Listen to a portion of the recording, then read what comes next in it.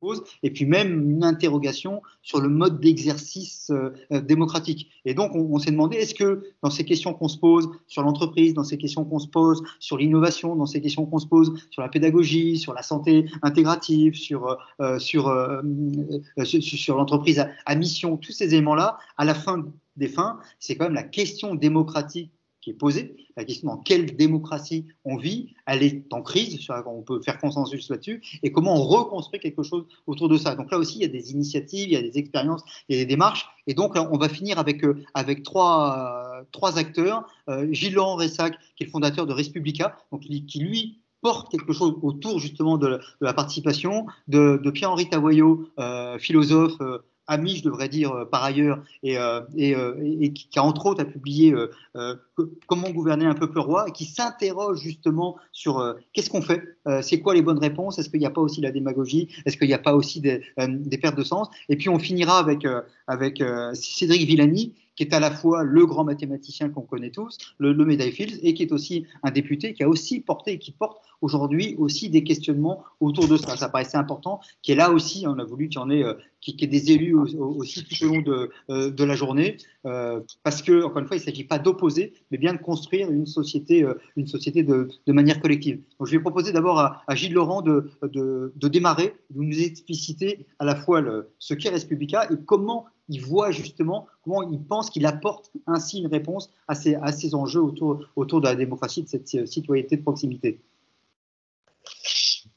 Merci, bonjour à tous. Merci beaucoup de me donner l'occasion de m'exprimer sur ce sujet.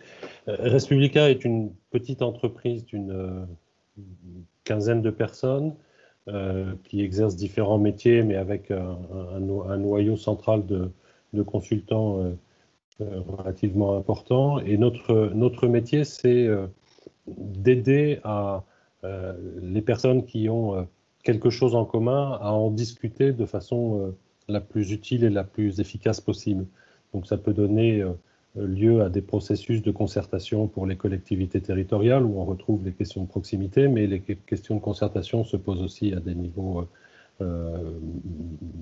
plus extraterritoriaux. Nous avons par exemple participé à la conception et à l'animation de la Convention citoyenne pour le climat au cours de l'année.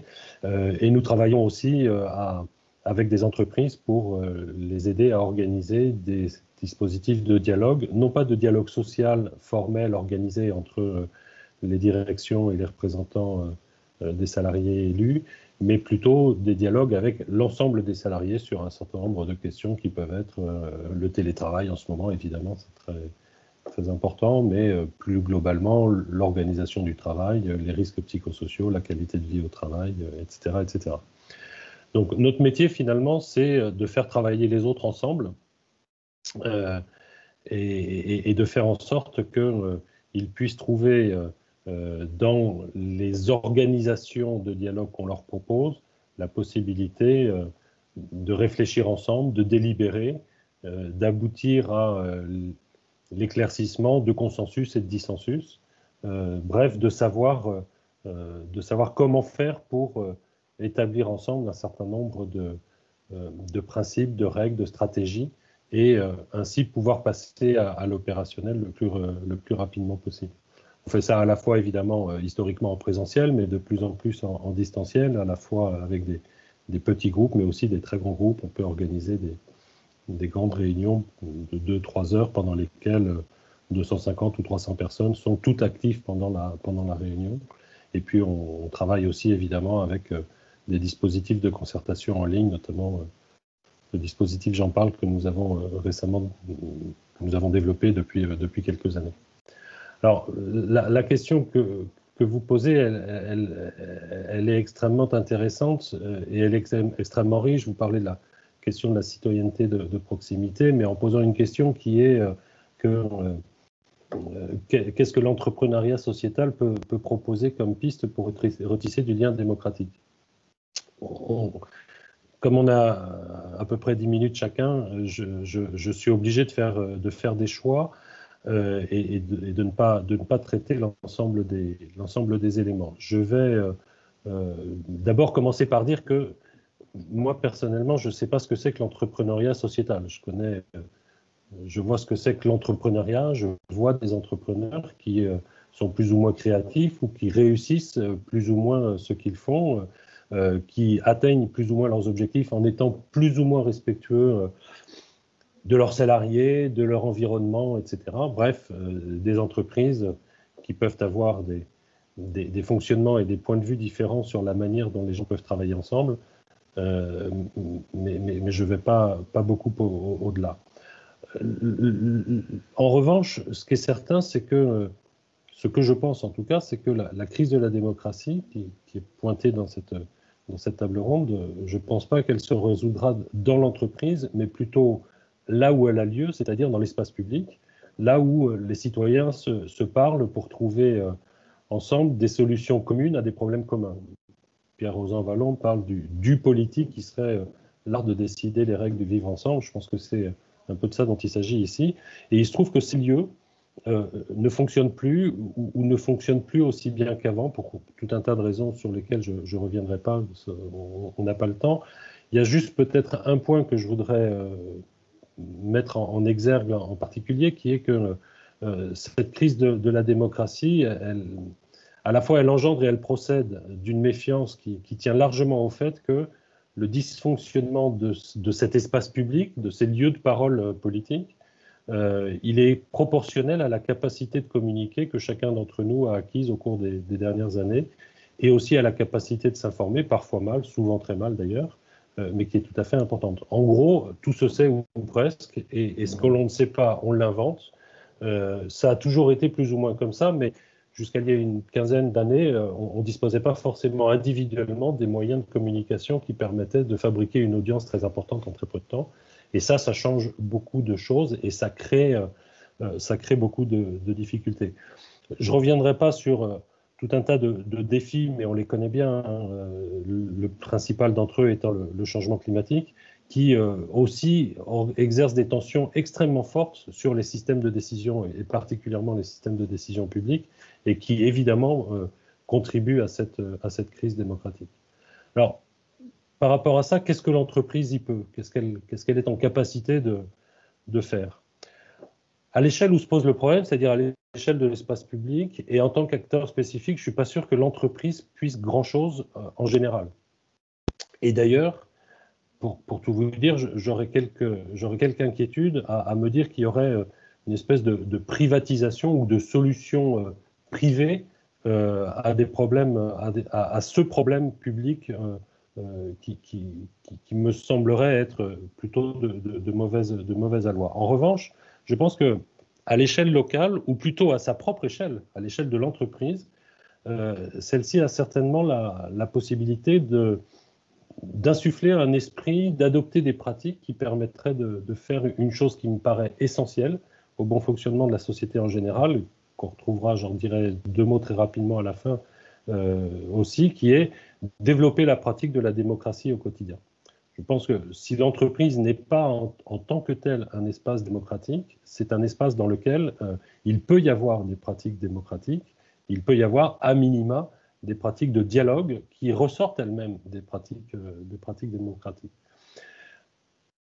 Cette pratique, elle peut prendre de nombreuses formes, mais elle traduit nécessairement la mise en œuvre de dialogue, de réflexion en commun, de délibération, et cette organisation et les conditions de ces dialogues ne sont pas les mêmes dans l'espace public et dans l'entreprise, bien entendu, mais dans les deux cas, ce dialogue est nécessaire. Et c'est ainsi qu'on peut faire le parallèle entre ce qui se passe dans l'entreprise ou ce qui se passe dans l'espace public, au moins dans une certaine mesure.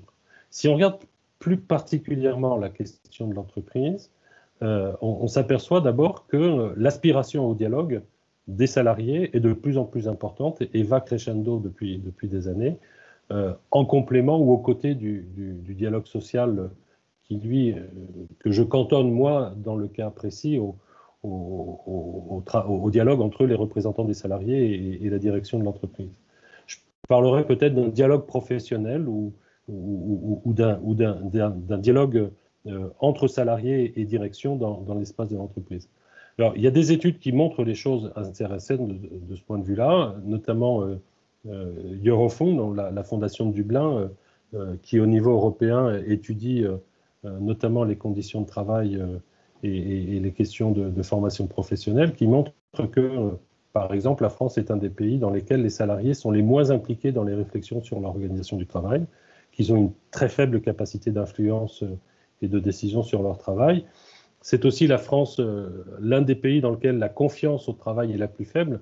On a un indice de 26% de confiance en France dans la dernière enquête. On est vraiment dans les tout derniers du peloton, alors que cet indice de confiance monte jusqu'à 57, 58, voire 60 dans un certain nombre de pays. Et pas uniquement, c'est ça qui est intéressant à noter, pas uniquement des pays du Nord, mais il y a aussi plus de confiance au travail dans des pays, par exemple, comme l'Italie ou l'Espagne qu'en France.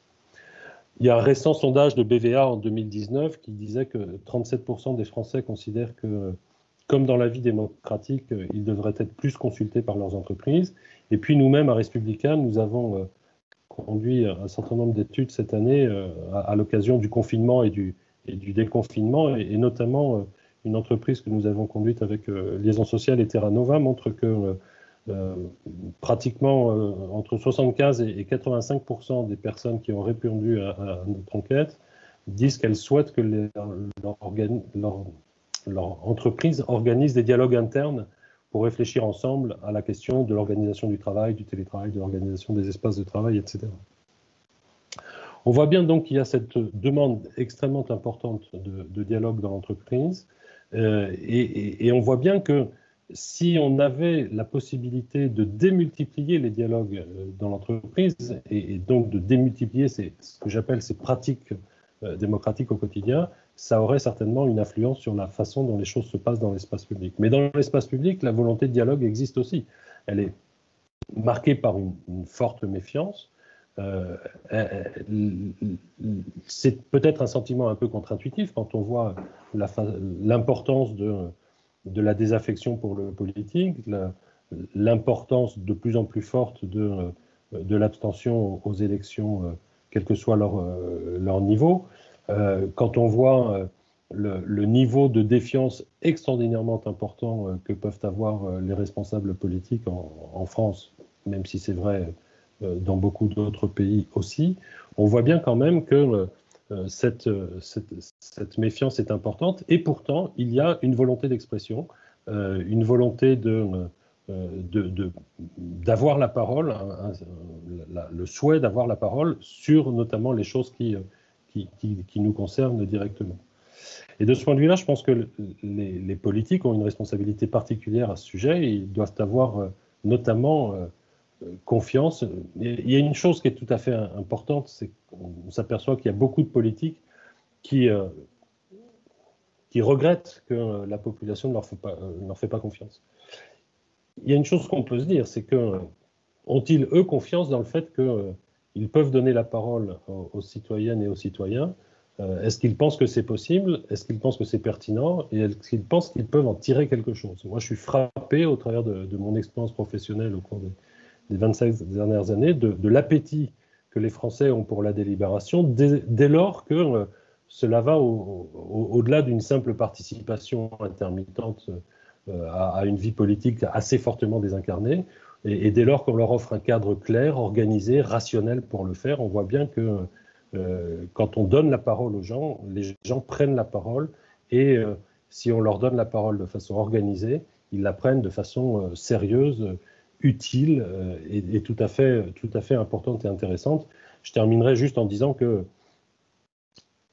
sans qu'on ait encore la fin de l'histoire, parce qu'elle n'est pas tout à fait terminée, la Convention citoyenne pour le climat a très clairement montré que cette capacité à prendre la parole était tout à fait importante chez ces 150 personnes tirées au sort, mais que beaucoup d'autres sont capables et souhaitent pouvoir prendre la parole dans ce cadre-là.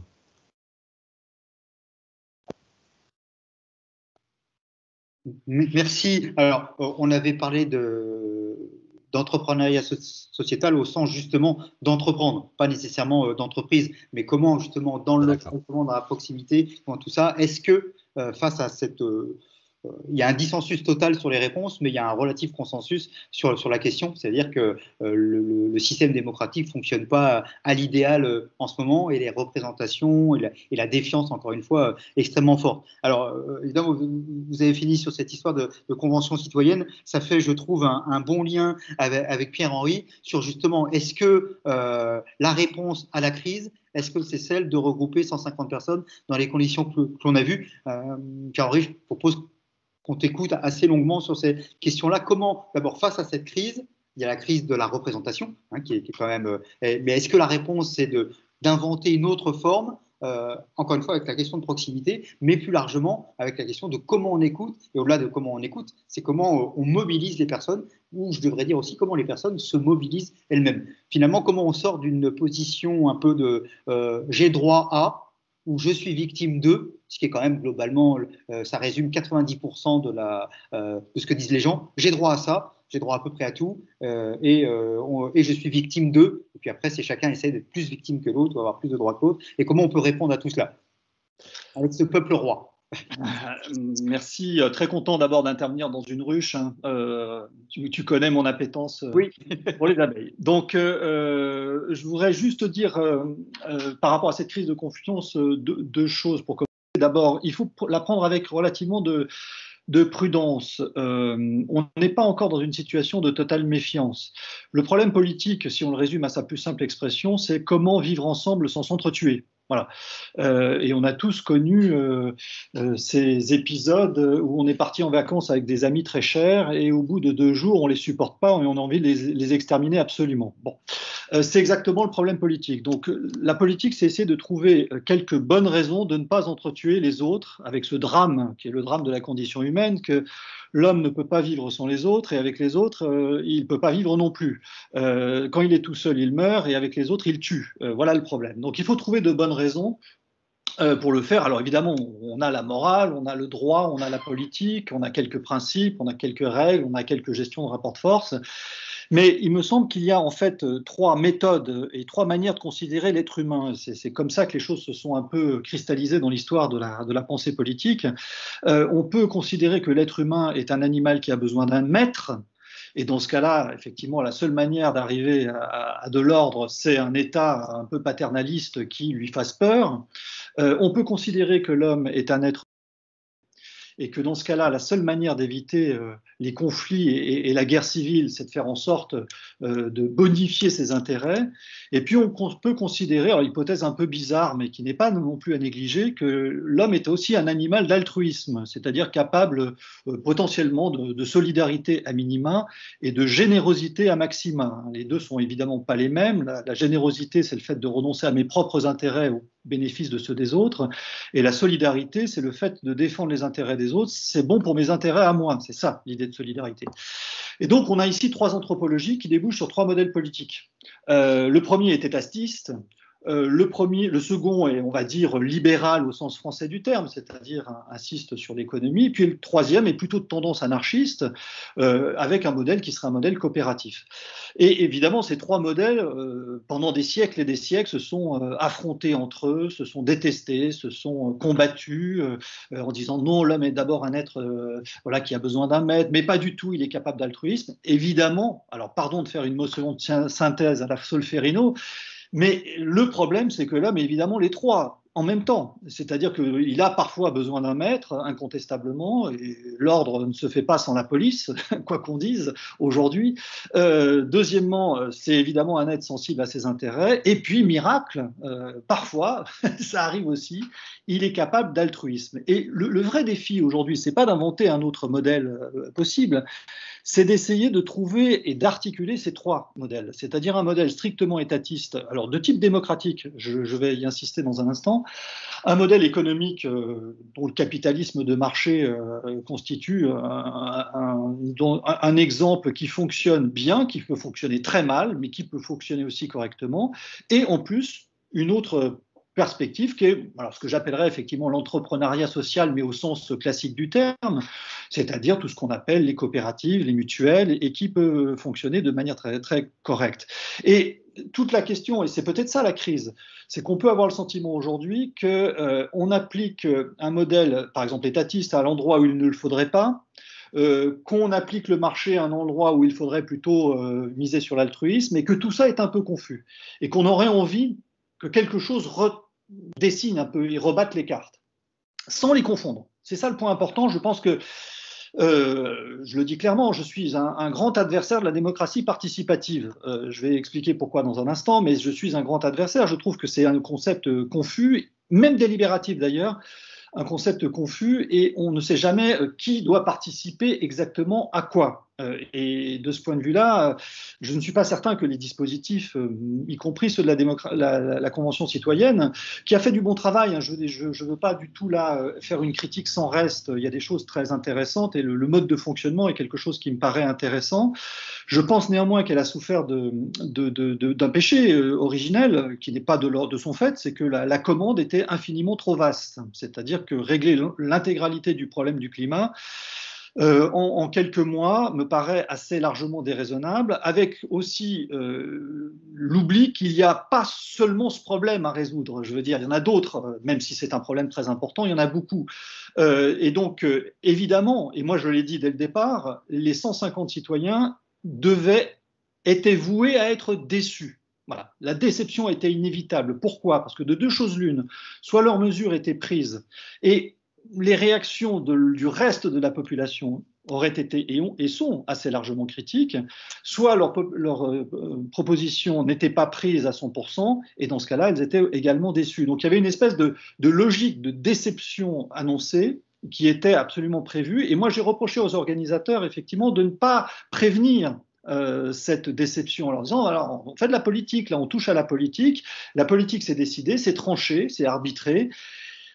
En politique, c'est ça là, le principe, comme dans toute décision d'ailleurs. On ne décide pas entre une bonne et une mauvaise décision, parce que sinon il n'y aurait pas besoin de politique. On décide entre une mauvaise et une pire. Il faut intégrer cette dimension tragique de la décision politique. Et la démocratie participative n'est pas armée pour cela, me semble-t-il. Elle n'est pas armée pour cela parce que précisément, on est dans une logique, on doit sauver la planète, et donc tout ce qui met obstacle au salut de la planète va apparaître comme absolument scandaleux.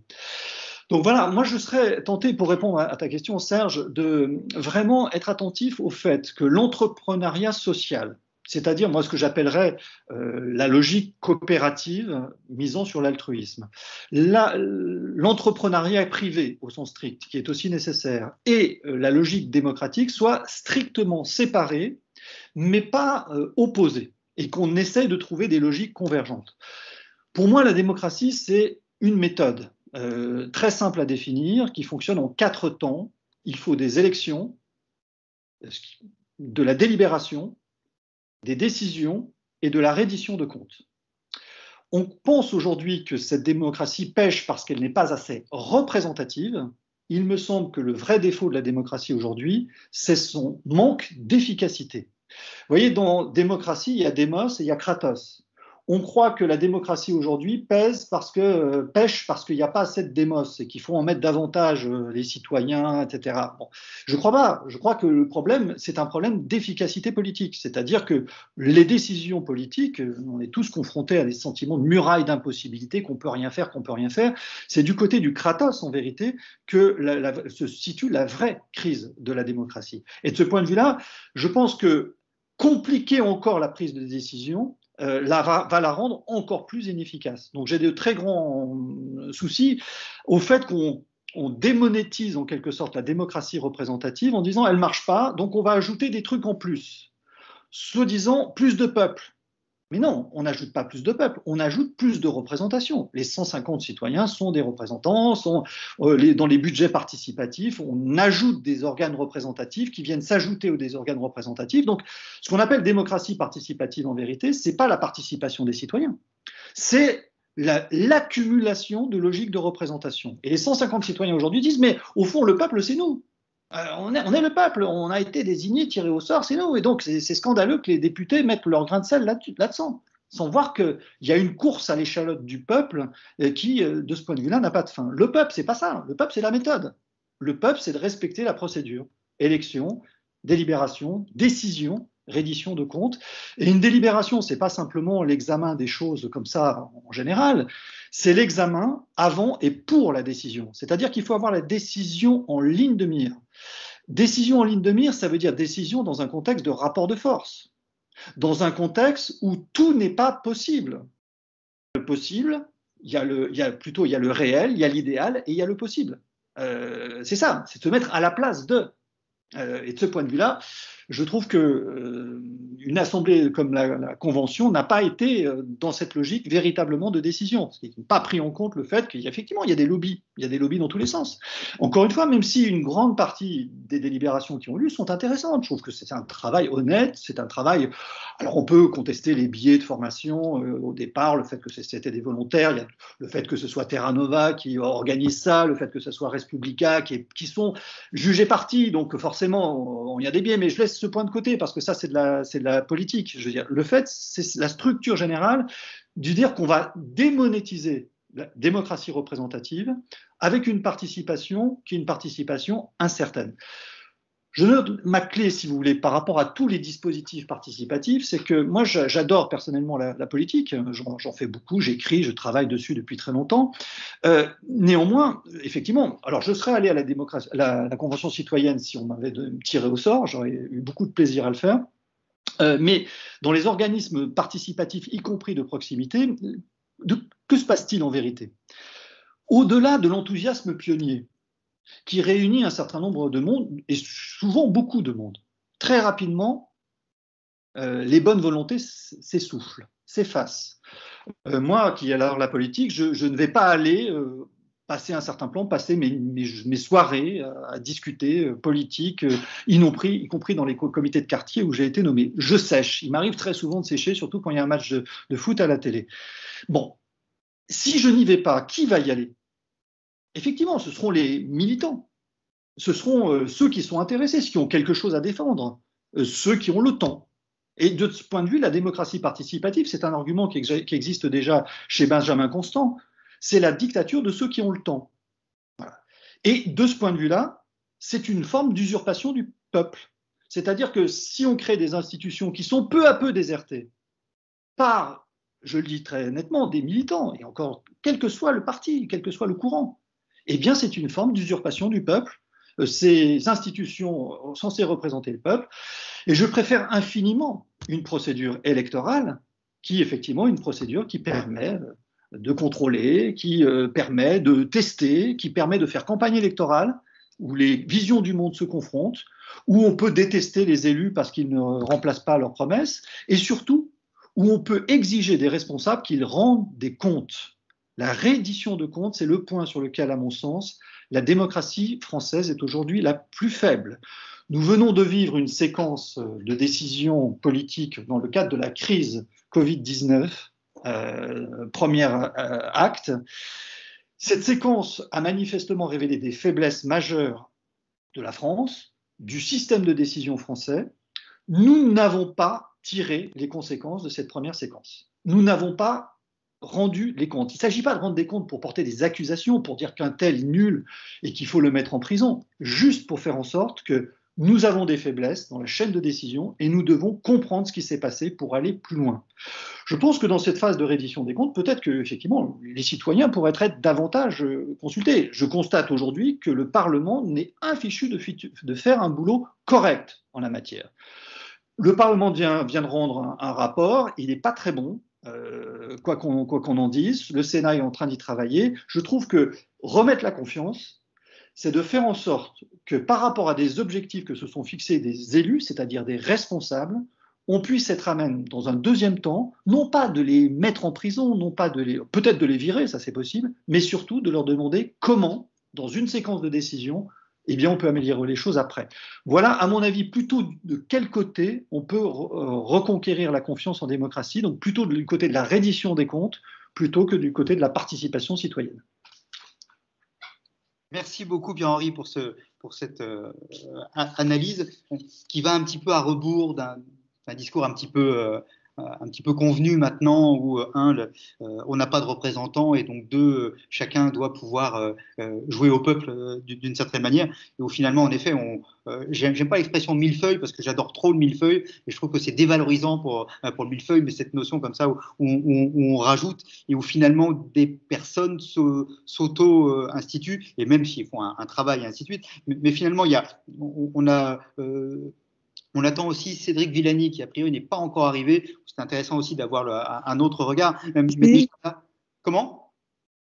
Si, me voici, me voici. Tu es là, super. On va continuer du coup en t'écoutant toi. Tu vois, il y a eu, je rappelle, à la fois une notion où on explique comment cette notion d'entrepreneuriat sociétal, on est là-dedans, comment ça génère des nouvelles pratiques ou pas citoyennes par rapport à une difficulté ou à une crise de la démocratie. Avec Pierre-Henri, on a vu une critique, disons, sur ces mécanismes-là et finalement un rehaussement ou une redensification de la question démocratique. Et là, avec toi, Cédric, merci de nous avoir rejoints, élu du peuple, mais qui a, je devrais enlever le mais, élu du peuple, qui a réfléchi il peut arriver que des élus du peuple ne réfléchissent pas, mais ça c'est un autre sujet. Non, ne donne aucun nom s'il te plaît. Et mais voilà. Mais comment de cette discussion-là, comment toi tu te places, comment tu te positionnes? Oui, merci beaucoup pour l'invitation, Serge. Je ne peux pas rester avec vous très longtemps. En fait, on est au cœur du sujet. Je me suis éclipsé entre les auditions de l'Office parlementaire scientifique, dont j'ai l'honneur d'être le président, qui instruit le dossier de la stratégie vaccinale en amont du débat parlementaire sur la stratégie vaccinale les 16 et 17 décembre. Et donc là, nous avons toute une série d'auditions sur cette stratégie, tout un gros programme. Ça s'inscrit tout à fait dans ce que décrivait Pierre-Henri Tavoyot tout à l'heure. J'ai entendu la fin de son intervention sur la question du fonctionnement du Parlement et comment fait le Parlement pour être efficace, pour rendre des avis qui soient aussi impartiaux que possible. Le livre de Pierre-Henri Tavoyot est dans la pile des livres que je dois lire en urgence, Comment gouverner un peuple roi. Et j'ai entendu la fin de ces réflexions. Je vais apporter mon grain de sel sur ces questions d'institutions démocratiques, de participatif, représentatif et tout cela. Et sur la Convention citoyenne et tout ce que vous voulez. En premier, je vais partir de cette expérience à l'Office parlementaire scientifique. Nous avons la grande chance à l'Office d'avoir un organisme qui est à la fois bicaméral et transpartisan. Ce qui veut dire que quand le rapport arrive sur la stratégie vaccinale, le rapport dont nous présenterons les premières conclusions en amont du débat parlementaire, sous un sport, il y aura 4 rapporteurs représentant 4 couleurs politiques différentes, 2 pour l'Assemblée nationale, 2 pour le CA, une sénatrice Union centriste, une sénatrice Les Républicains, un député socialiste et un député République en marche. Et déjà dans la composition, c'est une première garantie qui permet de savoir à l'avance que le rapport final ne sera pas forcément partisan, alors que le rapport qu'évoquait Pierre-Henri Tavoyot tout à l'heure, celui sur lequel, par exemple, Éric Ciotti s'est exprimé très fortement, quand on voyait la composition de ce rapport parlementaire sur la première stratégie Covid, on pouvait d'avance se dire dans quel sens iraient les conclusions. Et là, on a un premier biais important de l'action parlementaire, la très grande force qu'ont les étiquettes politiques pour influencer la prise de parole. Et une première distorsion aussi en pratique par rapport à ce qui est écrit dans la Constitution. Il n'y a pas de mandat impératif et les parlementaires sont élus en leur nom propre, les députés sont élus en leur nom propre sans avoir de compte à rendre à personne. En pratique, il y a de la discipline de parti, il y a des liens de sujétion, d'obéissance à une étiquette, à un parti qui font que la parole n'est jamais vraiment libre dans le pouvoir politique. Et on se rend bien plus compte et bien plus fort quand on est à l'intérieur du Parlement, quand on est à l'extérieur. On se rend compte aussi de la domination quasiment psychologique qu'il y a du gouvernement sur le Parlement.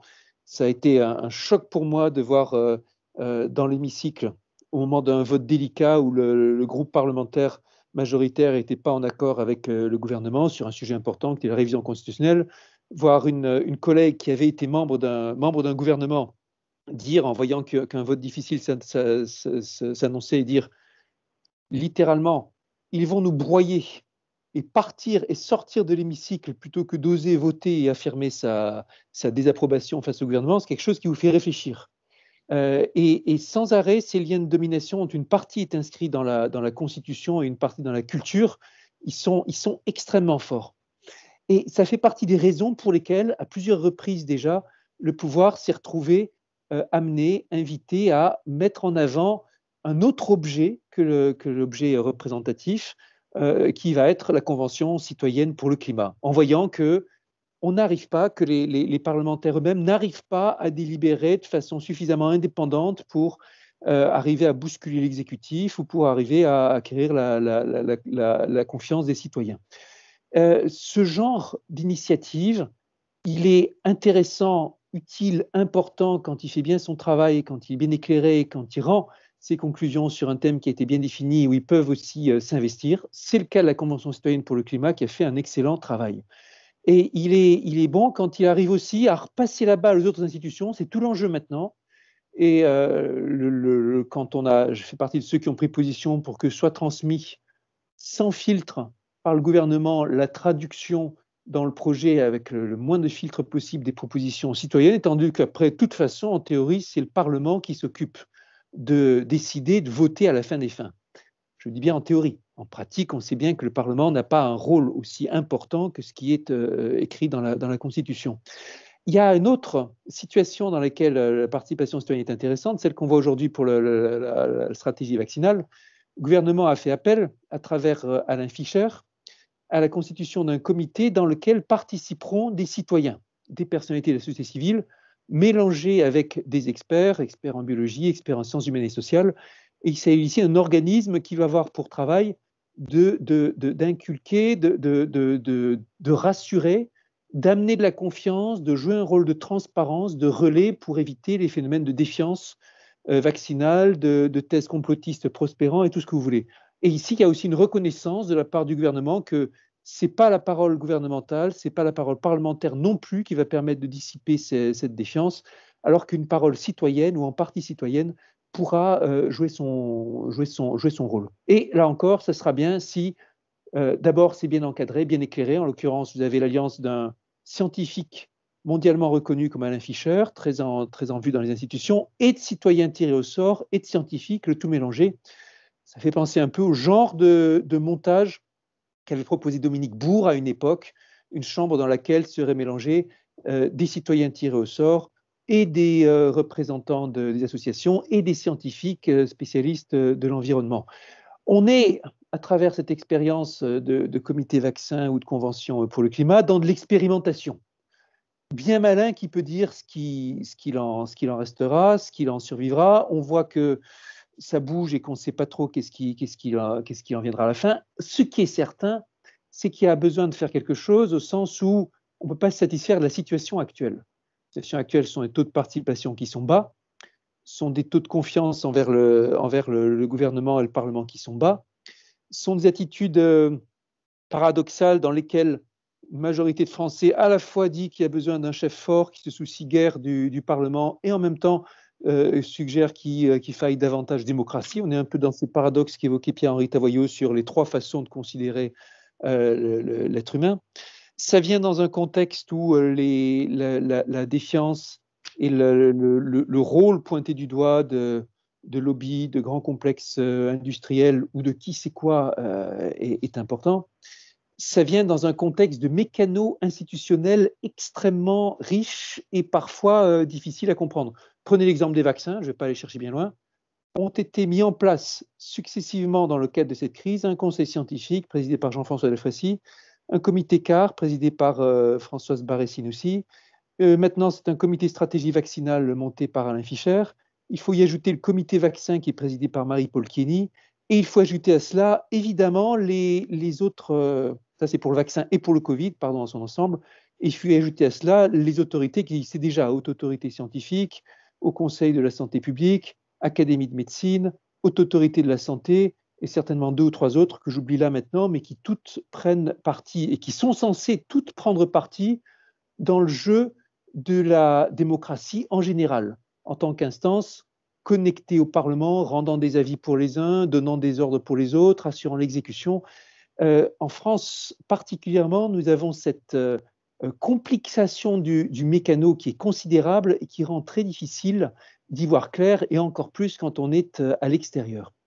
Il y a une célèbre citation de Tocqueville à laquelle j'ai souvent pensé ces derniers temps en voyant l'évolution de la situation sur le Covid. Tocqueville dit en temps de crise, les Français, pour se sauver, comptent toujours sur un pouvoir qu'ils détestent, et la dernière chose à laquelle ils pensent pour se sauver, c'est en eux-mêmes.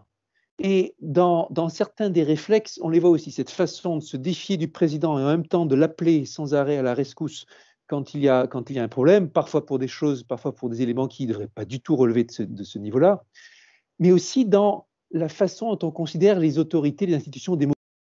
Vous avez vu, pour un certain d'entre vous, la prestation, voire la performance du président face à Brut. Et au-delà de la forme, au-delà du fond, quelque chose qui m'a frappé, c'est la façon dont les journalistes de Brut interrogeaient le président sur tous les sujets, comme si c'était à lui de rendre des comptes sur le moindre détail de loi, alors qu'en théorie, c'est le Parlement qui vote la loi, de garantir la fiabilité du vaccin comme s'il était un scientifique, bref, de répondre à tous les sujets comme si c'était lui l'homme orchestre qui devait tout savoir, tout organiser, tout régenter. Et on a une vraie question là, qui est comment est-ce qu'un jour, est-ce qu'on décide un jour, est-ce qu'on est un régime dans lequel il y a comme une monarchie réélue, sans arrêt challengée, avec un chef sur lequel tout se concentre, un peu comme le disent les institutions de la Ve République, ou est-ce qu'on décide qu'on est effectivement en démocratie dans laquelle ce sont les partis, le Parlement qui fait la loi, qui contrôle effectivement le gouvernement et qui, sans avoir ce rôle du gouvernement, et avec un président qui, dans aucun pays à part le nôtre, peut-être les États-Unis, n'a tout à la fois ce rôle d'être président et d'être acteur, directeur général, de tout faire à la fois.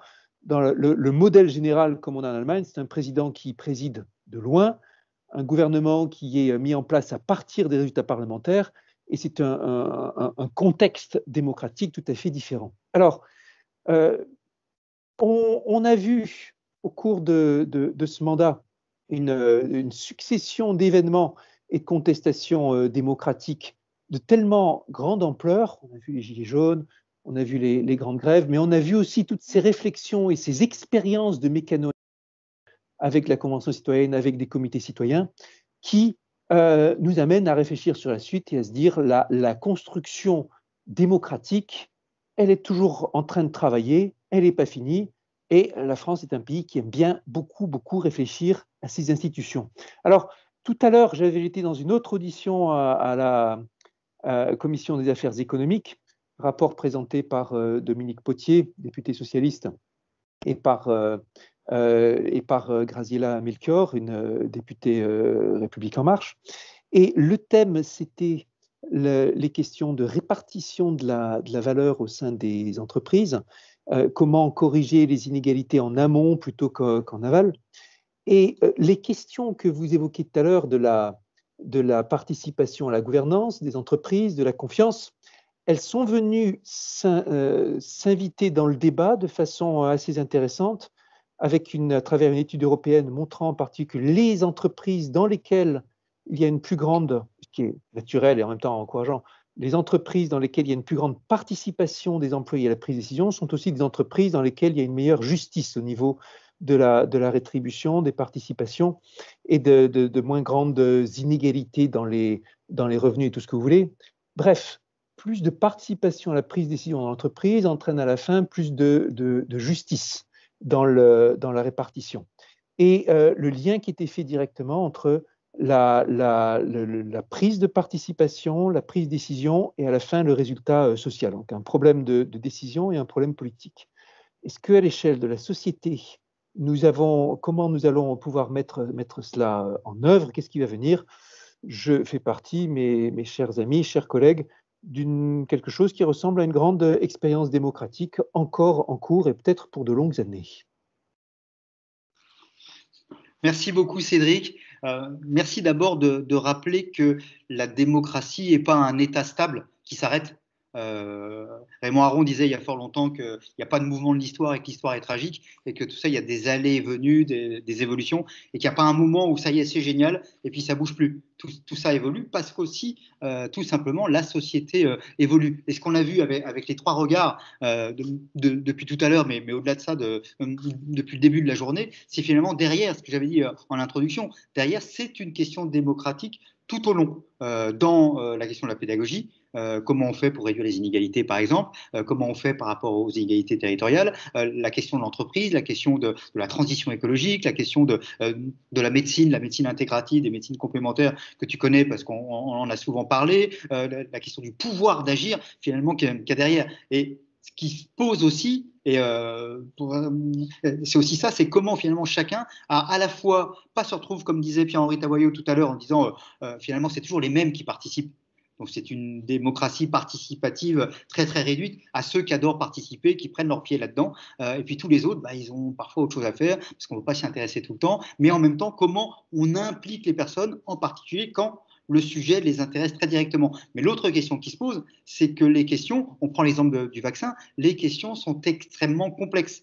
Et on n'a pas toujours, je crois que il y avait une formule de Darwin qui disait globalement, les gens qui sont sur deux, c'est les gens qui connaissent rien, quoi. C'est-à-dire que plus on est intelligent, plus on connaît un sujet, plus on commence à se dire, waouh, c'est beaucoup plus compliqué que ce que je pensais. Et moins on le connaît, plus c'est facile d'avoir une position. Donc comment on fait pour avoir une compétence sur une multiplicité de sujets? Là, on est dans une école très compliquée d'avoir une compétence sur tout. Et c'est pour ça qu'on délègue d'ailleurs un certain nombre de compétences aussi et qu'on délègue aussi de la décision. Mais derrière tout ça, la question qu'il y avait, c'est aussi la question de la confiance. Alors comment on peut retrouver, réinventer, réaménager de la confiance? Oui, et on est au fond, le grand sujet sur lequel, un des grands sujets sur lesquels j'ai travaillé et que peut-être en partie j'incarne par mon parcours, c'est l'articulation entre l'instruction de l'expert, je veux dire la façon dont l'expert instruit les dossiers, le scientifique et le politique, le mariage entre les deux. À l'Office parlementaire scientifique, on est l'organe qui symbolise ça au sein du Parlement. Son influence est d'ailleurs très en dessous de ce qu'elle devrait être, tant par rapport aux politiques que par rapport aux médias. Le montage est très bon, mais en matière d'influence, c'est pas du tout ce que ça devrait être. Et l'articulation, la façon dont le dialogue se fait, dont par exemple à l'Office, ce sont les parlementaires qui portent les rapports, mais même s'ils sont instruits et aidés par les scientifiques, il y a d'autres pays dans lesquels ce sont des scientifiques qui publient le rapport que les parlementaires endossent. Ici, dans le modèle français, c'est bien les parlementaires qui prennent la responsabilité.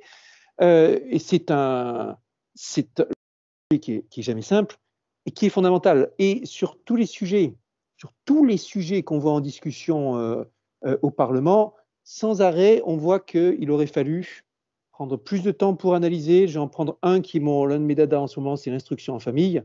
La façon dont le gouvernement a lancé l'instruction en famille dans le débat sur le séparatisme n'était pas du tout assez éclairé par la recherche, en l'occurrence en sciences humaines et sociales, pour définir le profil, les motivations, les causes de l'instruction en famille. Et quand on creuse le dossier, c'est la première chose qui frappe. Que le gouvernement ait tort ou raison de faire ça, on voit qu'en amont, il n'avait pas les éléments, les données, les faits pour bien instruire le dossier. Et ça aussi, ça participe à la démocratie. Ça doit être le débat éclairé. Quelle que soit la façon dont on implique des comités citoyens, il y a plein d'exemples dans lesquels le comité citoyen désigné pour une tâche avec le regard des experts arrive à des conclusions qui sont inattaquables, excellentes. Pour le dernier débat sur la loi de bioéthique, pour moi, la meilleure position qui avait été prise dans les débats, c'est celle du comité citoyen éclairé par les experts. Il était moins caricatural que les débats organisés sur le terrain dans lesquels, un peu selon le phénomène décrit par Pierre-Henri Tavoyot, c'était surtout les personnes qui avaient du temps et qui avaient des intérêts et des fortes opinions qui prenaient la parole et qui dominaient les autres.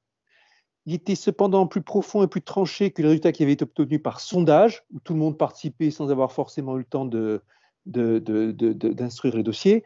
Et puis, il était nuancé. Vous aviez une opinion majoritaire, une opinion minoritaire qui expliquait les conclusions. En bref, ce comité-là avait très bien rempli son rôle et de participer, vous pouvez passer la balle, vous pouvez passer le relais aux autres institutions.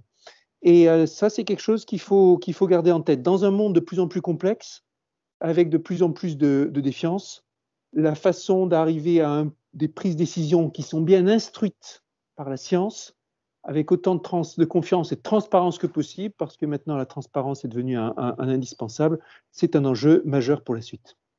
Alors, peut-être c'est une question qu'on peut poser à vous trois, à Gilles Laurent, à Pierre-Henri et à toi Cédric, c'est on court aussi après le temps. On est aussi dans un système à la fois de décision et d'urgence qui fait qu'on n'a pas le temps. Donc d'un côté, on dit on n'a pas le temps, et de l'autre côté, quel que soit le mode de prise de décision, celui qui a été repris un petit peu idéal de Pierre-Henri avec les 4 cadres qui demandent du temps, celui d'une démocratie dite participative avec Gilles Laurent ou ce que tu explicites, à chaque fois, il faut quand même du temps.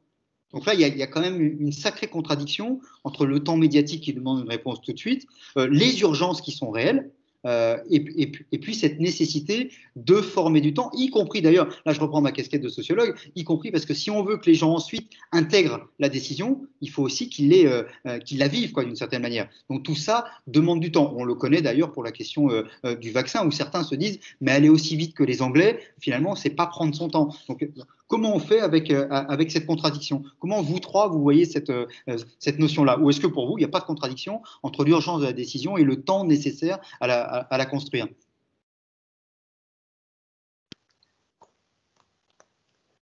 Alors, je ne sais pas. Je vais me lancer si vous le voulez, mais allez-y, oui. Non, mais cette question du temps, pour moi, n'est pas la question la plus importante. La question la plus importante, c'est la question de est-ce qu'on souhaite ou pas faire évoluer la pratique institutionnelle, je ne dis pas forcément les institutions, mais la pratique institutionnelle au fur et à mesure que nous affrontons des nouveaux défis, et si oui, comment on s'y prend? Je vais un peu me mettre en contradiction avec Pierre-Henri Tavoyot, non pas sur ses idées sur la démocratie participative, parce qu'il a bien le droit de penser ce qu'il veut, mais sur quelques contre-vérités qu'il a dites à propos de la Convention citoyenne pour le climat. Les 150 ne sont pas déçus, et les 150 savaient bien que quand ils étaient dans leur débat, ils faisaient de la politique. Et les 150 ne se sont jamais dit qu'ils remplaçaient le Parlement.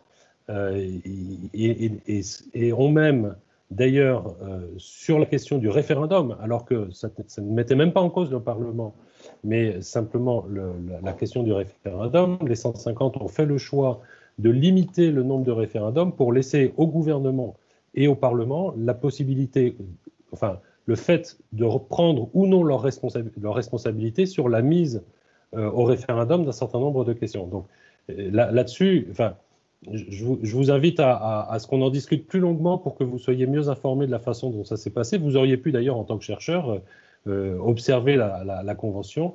40 chercheurs l'ont fait pendant tout le temps de son développement et produisent des papiers qui, de ce point de vue-là, sont étayés et plutôt intéressants. Sur le reste, certainement que les institutions telles qu'elles existent actuellement, peu ou prou, il y a beaucoup de détails différents, mais peu ou prou de démocratie représentative avec des parlements plus ou moins respectés par les exécutifs, sont des dispositifs qui sont moins bien armés qu'ils ne pouvaient l'être il y a quelques années, quelques décennies, pour affronter un certain nombre de défis qui se lèvent dans un environnement qui lui-même a beaucoup changé. J'ai parlé de la question de la communication et de la capacité individuelle à communiquer, qui change fondamentalement la manière dont se positionne la décision politique dans l'espace public. Donc la question c'est, est-ce qu'on considère que la reddition des comptes, qui est absolument essentielle et qui, dans la culture jacobine, est absolument négligée, cette reddition des comptes, est-ce qu'elle est suffisante? La réponse aujourd'hui, elle est clairement non. Non, parce que d'abord, en France, elle n'est quasiment pas faite, mais même si elle avait lieu, en fait, on ne serait pas dans un régime jacobin, je pense. Mais est-ce qu'elle suffirait si elle avait lieu? Non, parce que la question, elle n'est pas uniquement de savoir si les élus la façon dont les élus doivent rendre compte. La question, elle est de savoir comment on fabrique la décision. Non pas comment on la prend, comment on la fabrique. C'est-à-dire comment on fait en sorte que la multiplication des points de vue et la multiplication des légitimités ou la complémentarité des légitimités permettent d'affronter des questions extrêmement importantes. Sur la vaccination en France, on est en ce moment face à une difficulté qui est une difficulté liée à l'urgence, mais je vous rappelle qu'une des décisions majeures du gouvernement de l'actuel mandat, qui a été de rendre obligatoire 11 vaccins, c'est-à-dire 8 de plus que la fois d'avant, c'est une décision qui, en réalité, s'appuie sur une concertation dans laquelle une conférence de citoyens a eu un rôle tout à fait important, d'ailleurs sous la présidence du professeur Fischer, à qui qu'on remobilise actuellement sur la question de la vaccination. Cette capacité à anticiper les crises, elle peut régler la question de l'urgence. L'Allemagne, elle a commencé à impliquer les citoyens dans la question de la vaccination il n'y a pas 2 ou 3 semaines, mais il y a 3 ou 4 mois, ce qui n'est pas du tout la même chose que ce qu'on fait ici. Et la façon dont les choses s'étaient passées pour H1N1 montre bien qu'on aurait eu le temps depuis 2003 de travailler de façon encore plus importante sur la manière dont on pouvait organiser ces choses. Finalement, on verra bien dans 7 ou 8 mois comment les choses se sont passées, mais je pense que la question du temps n'est pas grave. Ce qui est extrêmement important, c'est comment on combine des légitimités différentes qui sont complémentaires et qui peuvent donner des points de vue beaucoup plus fins sur la manière dont se fabrique la décision. Pierre-Henri, Oui, on a un désaccord intéressant, je pense, mais qu'il importe de noter, puisque il me semble que, en fait, on est, y compris ce que disait Cédric Villani, on est aujourd'hui dans une espèce de quête frénétique d'impartialité et qu'on n'arrive pas à identifier des lieux d'impartialité, à la fois l'impartialité sur le diagnostic et l'impartialité sur justement une décision. Et en fait, moi, ce que je vois comme étant néfaste, c'est pas la multiplication des légitimités, c'est le fait que la multiplication des légitimités, cette quête d'impartialité, finit par produire de l'irresponsabilité, et que cette irresponsabilité est, à mon sens, la principale raison de la crise de confiance.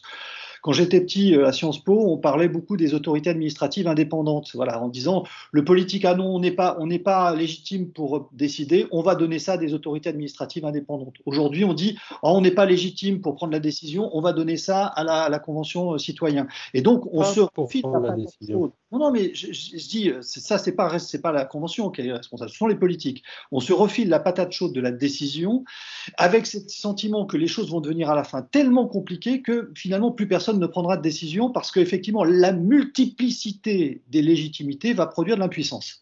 Et c'est cette impuissance aujourd'hui qui constitue le cœur de la crise démocratique. C'est-à-dire le citoyen se dit mais bon Dieu, on voit à peu près ce qu'il faut faire, y compris sur le climat, et personne n'est foutu de le faire. Je ne pense pas que c'est en ajoutant une couche de représentation que ça va résoudre quoi que ce soit. Il faut simplement qu'à un moment donné, les gens prennent leurs responsabilités, quitte à prendre des risques personnellement. Et cette accumulation de légitimité, honnêtement, la Convention citoyenne, dans les décisions qui sont sorties, il y a eu quelques décisions scandaleuses, je laisse, sur la Constitution, mais il n'y a pas de scoop, il n'y a pas de choses complètement nouvelles. C'est plutôt des choses qui étaient déjà sur la table. Le problème n'est pas qu'est-ce qu'on fait, c'est comment on le fait. C'est un problème qui est un problème exclusivement politique. C'est comment on le fait. Et c'est compliqué, ça. Donc, j'allais dire, la Convention citoyenne n'a apporté aucun élément nouveau. C'est simplement que des citoyens qui ont fait le travail, qui ont été très honnêtes, ont réfléchi à cette question et l'ont fait très, très clairement. Donc, ça, c'est, je pense, le premier point. Pour moi, c'est ça qu'on n'a pas encore à résoudre. Et le deuxième point, qui serait plutôt positif, on parle beaucoup de crise de la participation. N'oublions pas une donnée très simple. 900 000 candidats aux élections municipales en France, 600 000 élus. Je veux dire, on est la démocratie où le nombre d'individus qui se prêtent à consacrer du temps et des responsabilités, même des risques pour la collectivité est le plus important d'Europe. Nous avons par ailleurs 577 députés, 331 sénateurs. Je veux dire, les gens s'engagent en politique. Donc certes, on vote moins, mais on s'engage tout autant, 900 000 candidats aux élections municipales. C'est quand même énorme dans un pays. Donc ça veut dire que les gens participent, mais ils participent dans des situations de prise de responsabilité. Ceci pour compenser un tout petit peu l'idée d'une crise de la représentation ou une crise de la participation. Je pense qu'il faut être là-dessus peut-être plus nuancé et peut-être un peu moins pessimiste d'ailleurs sur notre situation démocratique contemporaine. 1200 candidats à l'élection présidentielle aux États-Unis, on peut aussi en dire des chiffres un peu rigolos oui, comme ça. C'est très, très je veux dire, c'est pas. En fait, je suis pas sûr que ce soit complètement là la question. 1200 candidats et un élu. Là, 900 000 candidats et 600 000 élus. C'est très différent. Un peu moins de 500 000 en réalité, mais c'est pas grave. C'est aussi, d'ailleurs, c'est amusant parce qu'on critique beaucoup le fait qu'il y ait des petits villages et autres, mais c'est aussi une manière de faire la démocratie la plus locale qui soit. Là où finalement les gens s'impliquent et voient très bien pourquoi ils s'impliquent. D'ailleurs, hein, on voit bien aussi la question du temps, la question de l'urgence, la question de la décision et la question de comment elle est prise. Et finalement aussi, on pourrait aussi dire, et je m'adresse aussi à Cédric, puis on va finir autour de ça, c'est qu'il y a aussi, Pierre-Henri, tu parlais de reddition de comptes, mais il y a quand même aussi le nombre de lois, par exemple, qui sont votées, qui ne sont jamais appliquées, ou parce qu'il y a un décret qui n'est pas mis en place, ou parce qu'on est incapable de faire appliquer. Et on va réinventer une autre loi. En plus, il y a un côté un peu performatif. J'ai dit qu'à la télévision qu'on allait faire telle loi, et on croit que du coup c'est réglé. Alors on oublie simplement la question des usages, la question du refus des personnes. On a beaucoup parlé un petit peu sur la question écologique, mais entre ce que disent les gens, par exemple, on dit beaucoup « Ah, mais les jeunes sont tous écolos, ainsi de suite ». Quand on voit les réalités, les modes de comportement, il y a aussi un sacré écart entre ce que je raconte et puis ce que je fais. Aussi, hein, il y a toujours ce jeu cognitif qu'on adore, c'est vous êtes dans un groupe et vous demandez qui conduit très mal. Généralement, personne ne lève le doigt, ou une personne. Or, la statistique veut qu'à peu près 50% de la population, je me mets pas dedans, parce que moi, carrément, je ne sais pas conduire, mais 50% de la population conduit plutôt mal. Mais jamais quelqu'un va dire, ou c'est très rare, généralement d'ailleurs c'est une femme, qui va dire non, moi je ne conduis pas très bien. Voilà, donc il y a aussi une représentation de soi qui est aussi très très difficile. Alors on va finir, peut-être Cédric, avant qu'on conclue avec Sylvie, peut-être quelques mots sur ce qui a été dit et sur cette difficulté, comment justement on transforme les choses pour qu'à un moment donné, la décision soit prise. Je vais être très très rapide parce qu'après je dois retourner à l'audition. Premièrement, c'est beaucoup plus dur de mettre en œuvre un plan que de faire le plan. Et je l'ai vécu, chaque plan que j'ai fait 3 ou 4 plans pour le gouvernement. En tout cas, j'ai participé à diverses lois. À chaque fois, et quand je regarde en arrière, je trouve que le plan était très bien. Quand je vois la mise en œuvre, je vois qu'il y a combien c'est beaucoup plus dur. Ça se frotte au réel, ça se frotte à l'administration, ça se frotte aux faux discours, aux incompréhensions, etc. Mise en œuvre est beaucoup plus dur que le plan en soi. Deuxièmement, c'est beaucoup moins gratifiant de faire du contrôle que de faire de la nouvelle proposition. Oui, le Parlement devrait contrôler plus, sauf que qui va valoriser son électorat, qui va valoriser sa carrière de politique en disant « Ah, j'ai contrôlé que tel truc n'a pas été bien fait, j'ai interpellé ceci ». En pratique, ça intéresse beaucoup moins les citoyens globalement et les médias, ce que vous voulez, qu'un autre discours qui est « faisons autre chose, changeons tout, lançons quelque chose de nouveau ». Il y a une vraie difficulté à valoriser dans la carrière la fonction de contrôle qui est tellement importante. Troisièmement, ce n'est pas un scoop, en France, il y a beaucoup trop de lois, on en fait beaucoup trop et on les fait beaucoup trop vite. Et on se retrouve sans arrêt à se retrouver dans une situation, comme c'est le cas pour le fameux article 24 de la loi pour la sécurité globale ou dans d'autres articles, sans arrêt, en train même entre nous de plus savoir si l'article il est effectivement très grave ou s'il n'a aucune valeur, s'il ne va rien changer à ce qui existe ou s'il va tout changer, parce que juste il n'y a pas eu assez de réflexion et que ça n'a pas assez décanté. Ou encore, il y a très peu de temps, hier, j'ai été interrogé sur une proposition de Valérie Pécresse sur la façon de gérer ou d'interdire certaines personnes à participer à une manifestation. J'ai répondu, quand on légifère dans l'urgence sous l'émotion, c'est toujours mauvais, c'est toujours fait trop vite. Et effectivement, après coup, j'ai vu les analyses délicates qui montrent qu'une partie de ce qu'elle proposait était déjà en place, l'autre partie, ça serait certainement trop compliqué à mettre en place. La loi, ce n'est pas un bon instrument d'action rapide. Et la loi, c'est quelque chose qui doit se prendre sur le temps long, avec un long débat. Ce n'est pas un bon instrument pour travailler sur le temps court. Il y a bien d'autres actions d'instruments politiques pour travailler sur le temps court et plein d'autres actions parlementaires qu'on peut faire sur le temps court. en prenant position publiquement, en interpellant, en organisant des auditions, en faisant qui sait quoi, mais préparer une loi, non. Et la culture française, elle est effectivement, si vous voulez montrer que vous agissez, vous voulez montrer que vous êtes un gouvernement qui travaille, vous montrez que vous avez telle et plein de lois, avec ce paradoxe extraordinaire qu'on est censé être le pays qui chérit le plus la liberté au monde, et on est le pays qui a de très loin le plus de lois au monde. Et on se retrouve sans arrêt à chercher à rajouter encore des lois pour corriger les lois précédentes, et ainsi de suite. Et puis, pour finir, je ne sais pas ce que je voudrais dire, Serge, sur est-ce que j'ai répondu plus ou moins à tes attentes, mais en tout cas, ce qui a été dit, c'était voilà. Et la question du temps, qui est celle sur laquelle j'ai interpellé, oui, elle est majeure par rapport à l'instruction. Ici, on est en train de faire un énorme boulot à l'Office parlementaire scientifique pour instruire le débat parlementaire qui vient en amont de la stratégie vaccinale. Il n'y a pas de loi particulière en urgence derrière, mais il y a un fonctionnement des institutions démocratiques qui est important, bien sûr, et dans lequel il faut que le Parlement ait toute sa place. Et ça va venir aussi avec tout ça, ça vient dans un débat qui est celui du fonctionnement des institutions. Ah si, la remarque, oui, les autorités indépendantes, quand elles sont consacrées par l'usage, c'est très bien. Très bel exemple, la CNIL, ça marche, ça fonctionne. Ça a servi d'exemple. Oui, ça fonctionne. Je vois que Pierre-Henri n'est pas complètement convaincu. Ils ont réduit leur délai de traitement de façon importante ces dernières années. Il est vrai qu'il y a eu toute une époque où les startups étaient complètement incapables de lancer de nouveaux projets parce que les autorisations de la CNIL venaient bien trop lentement, et qu'ils ont travaillé à réduire leur délai. Disons, tant qu'ils sont aussi sous pression de la part de la société active et du monde parlementaire, ça va. Mais en tout cas, il y a ce truc-là sur lequel on peut s'appuyer. Alors, vous allez me dire, ça ne suffit jamais, même quand il y a des autorités qui marchent. Par exemple, prenez le débat sur Stop Covid. Quand Stop Covid est arrivé et le débat sur application ou pas, la CNIL a rendu son avis. Le Conseil éthique sur le numérique, issu de mon propre rapport sur l'IA, a rendu son avis. Le Conseil européen sur la protection des données a rendu son avis. Il y a encore un quatrième organisme déjà existant qui a rendu son avis. Et comme ça ne suffisait pas, le pouvoir parlementaire, en l'occurrence, je pense que c'est Bruno Taillot, avait proposé qu'il y ait encore un autre comité citoyen qui soit constitué pour contrôler la mise en place de Stop Covid. Alors là, il faut se dire, au lieu de chercher à toujours inventer encore plein de trucs et les empiler, essayer de faire confiance à ceux qui existent déjà. Et cette recherche de travailler dans la simplification. Comme disait l'autre, ce qui se conçoit bien s'énonce simplement. En termes politiques, on devrait avoir aussi la même chose. Et sur ces paroles, mes chers amis, je vais prendre congé, vous remercier pour ce débat et pour cette confrontation de points de vue qui, évidemment, fait partie de la démocratie. Comme on le sait, comme on a toujours le répété, la démocratie, c'est deux choses, c'est le vote et c'est le débat public. Et qu'il n'y a pas le débat avec la confrontation des points de vue, le vote ne vaut rien. Et ce débat, il doit être sincère et bien informé. Un grand merci. Salut Serge et bon courage pour tout ce que pour toute la suite.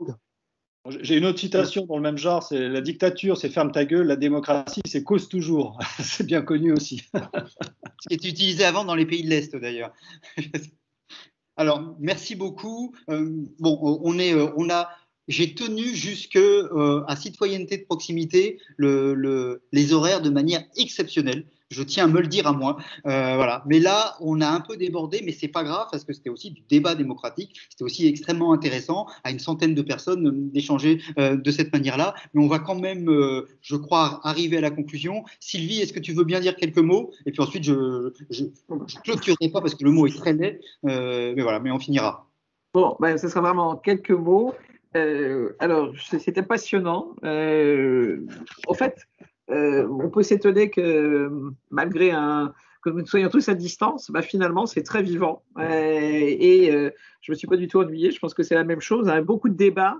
Et de ce point de vue-là, je crois que c'est une vraie réussite. Et on peut remercier Serge pour l'organisation et remercier aussi l'ensemble des intervenants, puisque chacun a vraiment bien fait attention au timing. Et on peut dire que ce genre d'expérience, finalement, c'est pas si mauvais que ça, hein, à distance, et que, eh bien, si nous devons poursuivre dans les mois qui viennent ce genre de rencontres, eh bien, je suis sûr que ça se passera encore bien. Bon, cela étant, moi, je préférerais quand même vous voir des visus.